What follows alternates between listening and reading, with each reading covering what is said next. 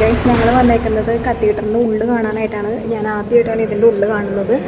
ഇവിടെ നമുക്ക് കുറച്ച് പിക്ചേഴ്സ് കാണാനായിട്ട് സാധിക്കും. തല കീഴായിട്ട് ഉണ്ടാക്കി വെച്ചേക്കുന്നത് അത് യൂതയാണ്. യേശുവിന് ഒത്തിരി ഒരു യൂതനെ ക്രൂശ് തല കീഴായിട്ടാണ്.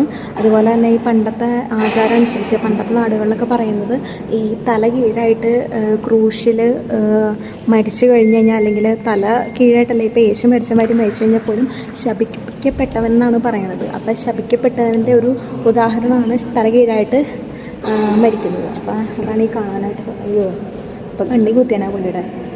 ഇവൻ ഒരു യൂറോ ഇടാണ്ട് കത്തിക്കുന്നത്. എടാ ഇങ്ങോട്ട് കാണിക്കും. കുറച്ചുകൂടെ എൻ്റെ മകൻ നല്ല ഭംഗിയിട്ട് കാണുന്നുണ്ട്. നീ ഇതെല്ലാം കത്തിച്ചോ? എല്ലാം അതിനകത്തൊന്നും ഇല്ല. ന്യൂ ഇയറിന്റെ കഥ പറഞ്ഞത്, ന്യൂ ഇയറിന്റെ സമയത്ത് നമ്മൾ 12 മുന്തിരി കഴിക്കുന്നു. പക്ഷെ ഇവിടെ ഒരുത്തന്നെ ഇപ്പം മുന്തിരിങ്ങ കഴിക്കണം എന്ന് പറഞ്ഞാൽ മുന്തിരിങ്ങ തപ്പി പോവാണ്. ഈശ്വരാ, ഇവരോടൊന്നും ഒരു കഥ പറയാം. ഞങ്ങൾ കത്തീഡ്രൽ കണ്ടു കഴിഞ്ഞു. ഇവിടെ ആളുകളൊക്കെ കൂടിക്കഴിഞ്ഞപ്പോൾ ഞങ്ങൾ വിചാരിച്ചു ഏതോ വലിയ വിശിഷ്ടമായിട്ടുള്ള വ്യക്തികൾ വരുവാന്ന്. അതിൻ്റെ കൂടെ ഇവന് നന്നായിട്ട് കൈയൊക്കെ അടിച്ചു. കൂടെ ഞാനും കൈയടിച്ചു. പിന്നെയാണ് മനസ്സിലായത് ഒരു ശവസംസ്കാര ചടങ്ങാണെന്ന്. എന്താ അവസ്ഥയല്ലേ? പൊട്ടനായിരുന്നു ഞാൻ. അവസ്ഥ. പിന്നെ ഒരു വെളിവില്ലാത്ത അമ്മച്ചി അവിടെ നിന്ന് കൈയടിച്ചിട്ട് നിർത്തണില്ല. പുള്ളിക്കാരിക്ക് പോലും മനസ്സിലായിട്ടില്ല എന്ത് സംഭവം എന്നുള്ളത്.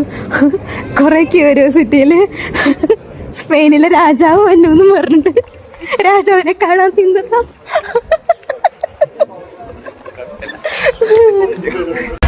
ഞങ്ങള് സ്വപ്നത്തിൽ പോലും വിചാരിച്ചില്ല ഇത്രയും മുന്തിരി കിട്ടുമെന്ന്. എനിക്ക് മുന്തിരി വേണം. ആദ്യക്ക് ഒരു ബിഗ് സല്യൂട്ട്.